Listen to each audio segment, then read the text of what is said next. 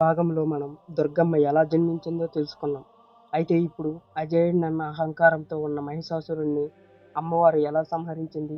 అసలు 9 రోజుల పాటు జరిగిన భయంకరమైన యుద్ధంలో ఏం జరిగింది? ముల్లోకాలను గడగడలాడించిన ఆ రాక్షసుడి అంతం ఎలా జరిగిందో ఈరోజు ఈ వీడియోలో తెలుసుకుందాం రండి.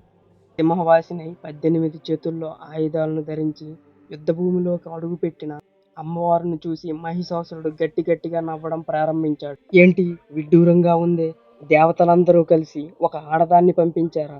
అమృతం తాగిన దిక్పాలకులే పిరికివాళ్ళుగా దాక్కుంటే నువ్వు వచ్చావా నన్ను ఎదిరించడానికి? పూలమాలను ధరించవలసిన సుకుమారమైన చేతులతో పదునైన త్రిశూలాన్ని ఎలా పట్టగలవు? వీణ వాయించాల్సిన వేళ్లతో వింటినారిని సంధించగలవా? అందగత్తివైన నువ్వు యుద్ధం చేయడం నాకు చాలా ఆశ్చర్యకరంగా ఉంది. ప్రాణాలు దక్కించుకోవాలంటే ఇప్పుడే వెనుతిరిగి వెళ్ళిపో, లేదా నా అంతఃపురంలో దాసిగా నా సేవలు చేసుకో అంటూ అత్యంత నీచంగా హేళన చేశాడు.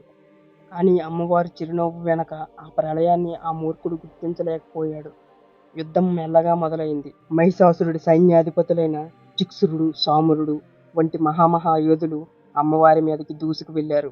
కానీ అమ్మవారు తన అస్త్రాలతో క్షణాల్లో వారిని మట్టి కరిపించింది. అది చూసి భయపడిన మహిషాసురుడు స్వయంగా రంగంలోకి దిగాడు. అయితే అప్పుడే అసలైన మాయా యుద్ధం మొదలైంది. మహిషాసురుడు మామూలు రాక్షసుడైతే కాదు, అతనికి రూపాలు మార్చే శక్తి ఉంటుంది.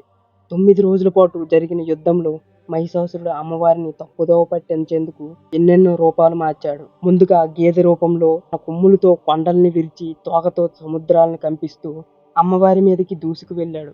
కానీ అమ్మవారు గేదెని దెబ్బతీయగానే ఆ వెంటనే సింహంగా మారి గర్జిస్తూ విపరీతంగా శబ్దం చేశాడు. సింహం నుండి పులిగా మారి పంజాలతో దాడి చేశాడు. చివరగా భారీ ఏనుగుగా మారి తన తొండంతో అమ్మవారి వాహనమైన సింహాన్ని సంహరించేందుకు ప్రయత్నించాడు. అమ్మవారు తన ఖడ్గంతో తొండాన్ని నరకగానే మళ్ళీ మహిషాసురుడి రూపంలోకి మారి అహంకారంతో అరవడం, గీపెట్టడం మొదలుపెట్టాడు. యుద్ధం 10వ రోజుకి చేరుకోగానే అమ్మవారు ఆగ్రహంతో ఉగ్రరూపం దాల్చారు. ఒరి మూర్ఖుడా, నీవు తాగే ఈ మధువు నీకు చివరిది. నేను చంపే వరకు గర్జించు అంటూ దుర్గాదేవి సింహంలా గర్జించింది. తన త్రిశూలాన్ని మహిషాసురుడి గుండెల్లో బలంగా దించింది. అతను మహిషాసురుడి రూపం నుండి మానవ రూపంలో మారుతుండగా అమ్మవారు తన పదునైన ఖడ్గంతో తన శిరస్సును ఖండించి అలా అహంకారాన్ని పతనం చేసి మహిషాసురుని మధ్యనిగా నిలిచింది. అయితే మహిషాసురుడి పతనం లోకాలను శాంతిని నింపింది. అందుకే మనం 9 రోజులు నవరాత్రులుగా 10వ రోజు విజయదశమి జరుపుకుంటాం. మహిషాసురుడు చనిపోయిన ముందు అమ్మవారిని ఒక వరం కోరాడు. వరం ఏమిటో మీకు తెలుసా? అలాగే అమ్మవారు మహిషాసురుడిని చంపిన తరువాత కూడా ఆమె రూపం ఎందుకు శాంతించలేదు? ఇంకా మరెన్నో ఆసక్తికరమైన విషయాలతో వచ్చే వీడియోలో తెలుసుకుందాం.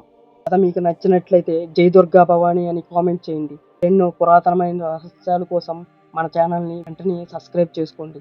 వచ్చే వీడియోలో మళ్ళీ కలుద్దాం. జై దుర్గా భవాని.